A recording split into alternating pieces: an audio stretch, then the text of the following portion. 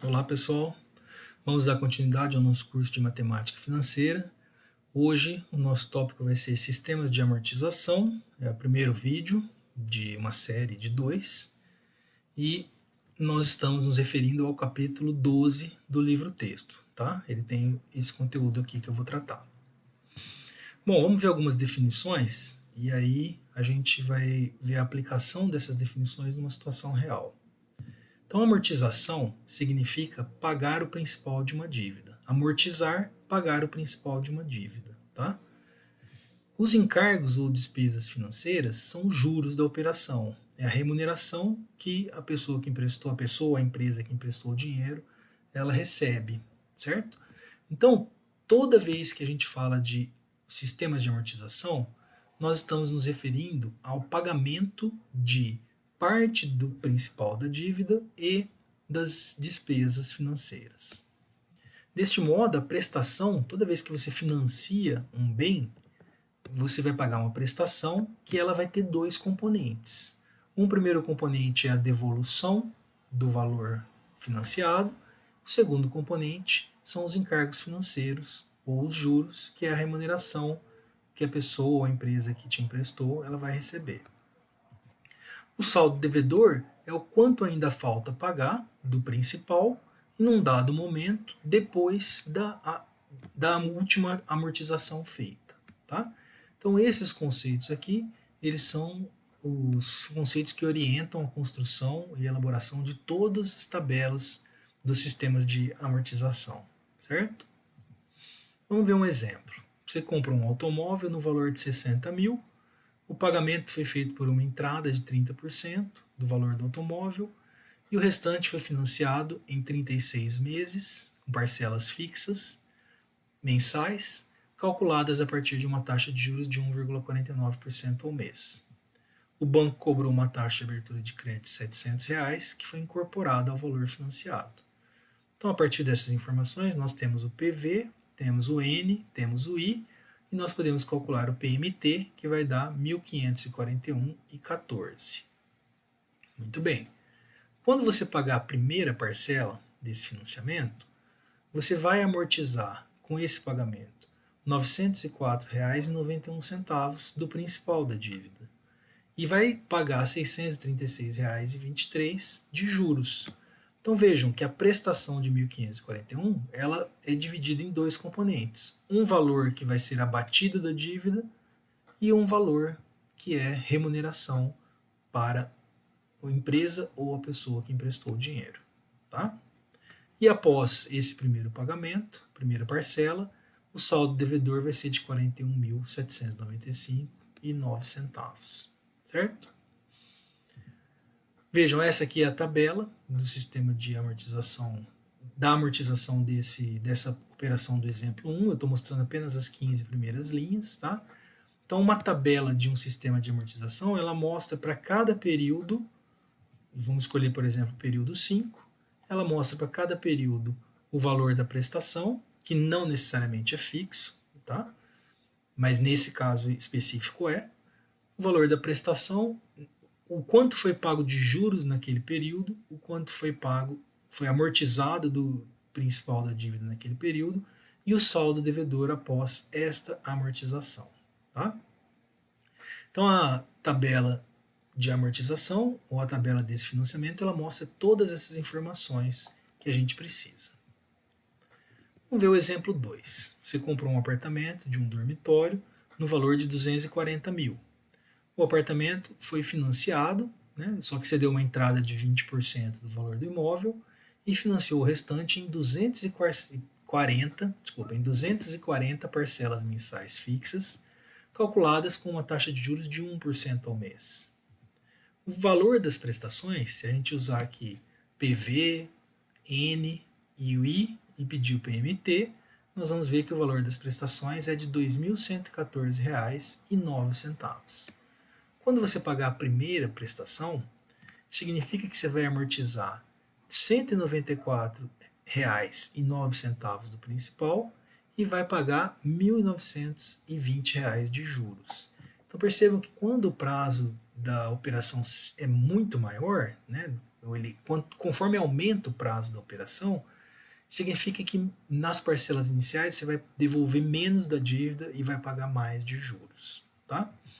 Depois que você pagar essa primeira parcela, o saldo devedor vai ser de R$ 191.805,91.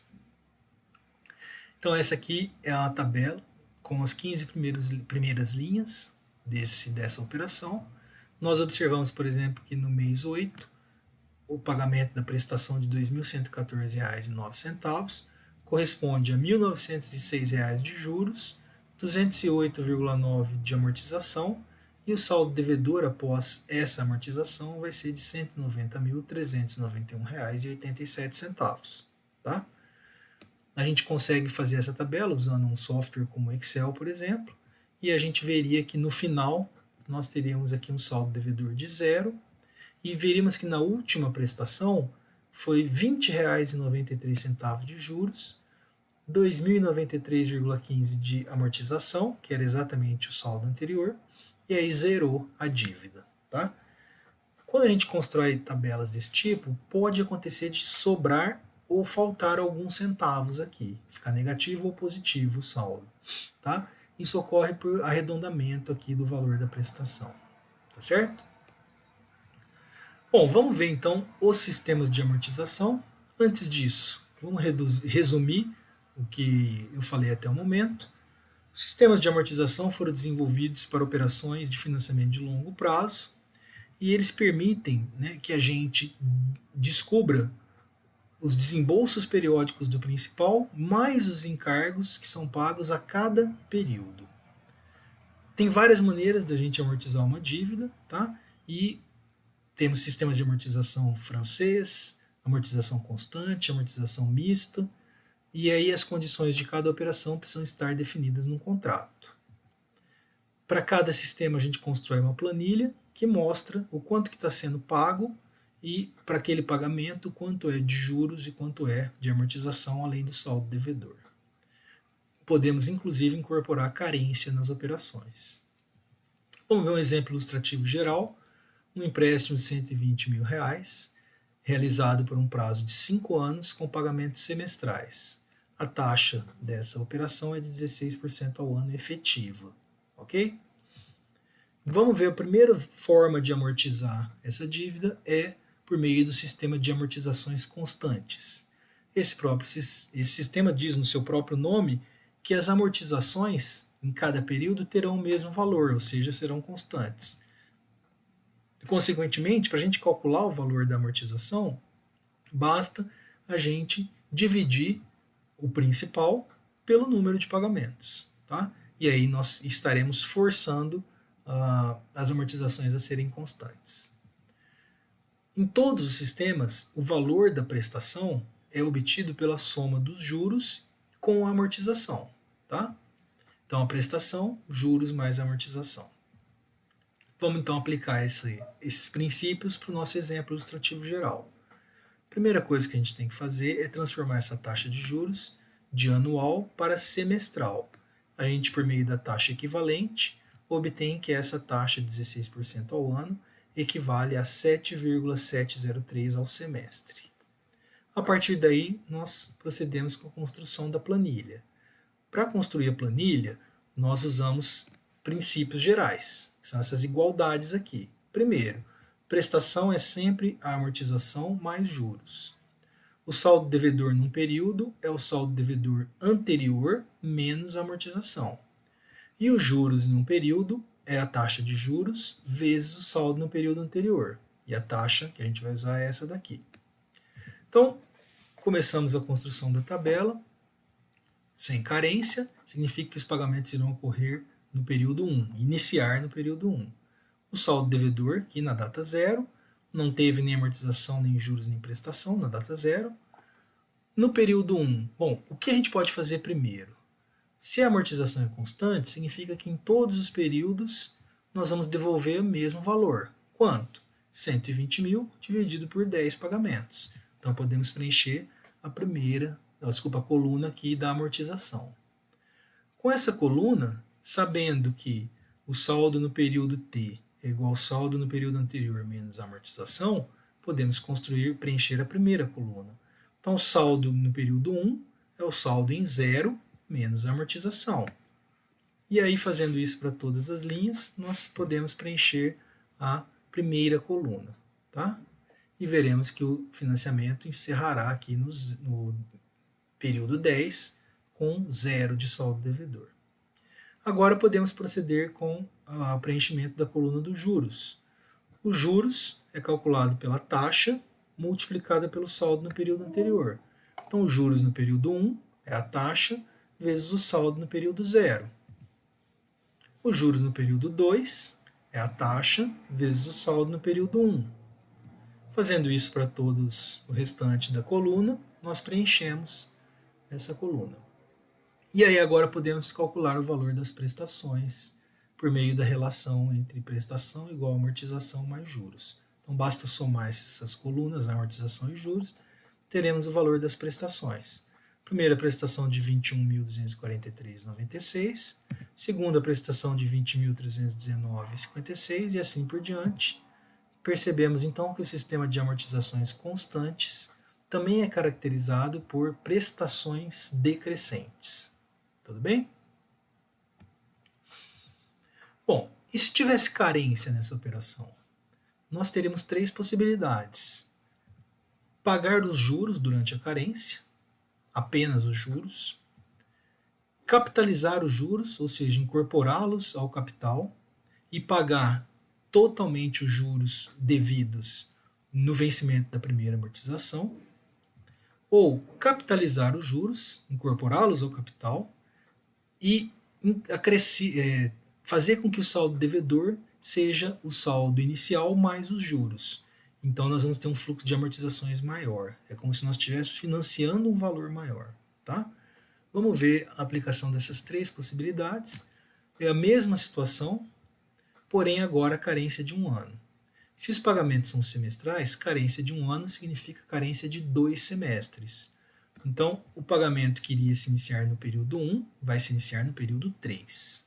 A amortização. Então, observe, não tem amortização no 1 e nem no 2. Por quê? Porque tem carência de 1 ano, 2 semestres. No período 1, nós temos os juros de 7% sobre o saldo no período anterior. Ele vai ser pago, porque esse foi o combinado, juros pagos durante a carência. Então, a prestação no período 1 é só o valor dos juros, porque não tem amortização. E os juros são constantes porque nós estamos pagando juros e eles não estão sendo acrescidos ao principal. Então, nos 2 primeiros períodos, pagamos apenas os juros. A partir do terceiro período, iremos devolver o capital, ou seja, iremos amortizar a dívida e pagarmos juros. E aí as prestações vão ficar idênticas à situação anterior, só que pagando a partir do terceiro semestre, sendo que nos 2 primeiros nós pagamos só os juros. Tudo bem? Vamos ver agora juros sendo capitalizados e pagos no vencimento da primeira amortização. Então, carência de 1 ano significa que a primeira amortização vai ocorrer só no período 3. Mas enquanto isso, no primeiro período nós temos uns juros de 7% sobre o período anterior, sobre o saldo anterior, R$ 9.243,96. Esse valor é capitalizado, acrescido ao saldo devedor, acrescido ao principal, gerando um novo saldo devedor.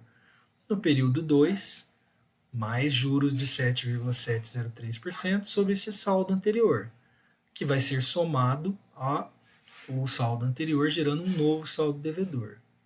E no período 3, inicia-se os pagamentos. Só que nós vamos amortizar os juros, o valor dos juros, que não foi pago, foi incorporado, mas foi combinado que ele seria pago na primeira prestação. Então, além dos 12 mil, nós vamos também pagar os juros anteriores. E os 7,73% calculado sobre 139.200, gerando uma primeira prestação de 41.922. Por que ela é tão grande assim? Porque ela vai devolver 7,7% sobre o saldo anterior, mais 12 mil, mais os juros que foram acumulados. Depois disso, as prestações voltam a um fluxo decrescente, então devolveremos os 12 mil de cada amortização, não, desculpa, os 12 mil de cada período, mais os juros calculados sobre o saldo anterior. Tudo bem? E por fim, os juros sendo capitalizados e acrescidos ao saldo devedor, gerando um fluxo de amortizações de maior valor. Percebam que continua o mesmo aumento do saldo aqui. A diferença é que os juros do período 1 é somado ao saldo, os juros do período 2 é somado ao saldo anterior, gerando um saldo devedor de 139.200. Só que ao invés de devolver todos esses juros, nós vamos financiar esse saldo aqui. Então é como se a amortização ela vai ser calculada agora a partir desse novo saldo devedor de 139.200. Por quê? Porque foi combinado juros capitalizados acrescidos ao saldo devedor, 139.200, gerando um fluxo de amortizações de maior valor. Pega os 139.200, divide por 10, 13.920 a cada período. Os juros de 7% em cada mês, em cada semestre, são calculados sobre o saldo anterior do mesmo jeito. Soma-se, teremos as prestações, continuam prestações decrescentes. Elas são de maior valor porque durante a carência nós não pagamos juros, nem pagamos na primeira prestação, escolhemos calcular ou fazer as amortizações de maneira mais, vamos dizer assim, pausada, lenta, né? Tudo bem, gente? Então, no nosso próximo vídeo, a gente vai ver outros sistemas de amortização, tá bom? Obrigado.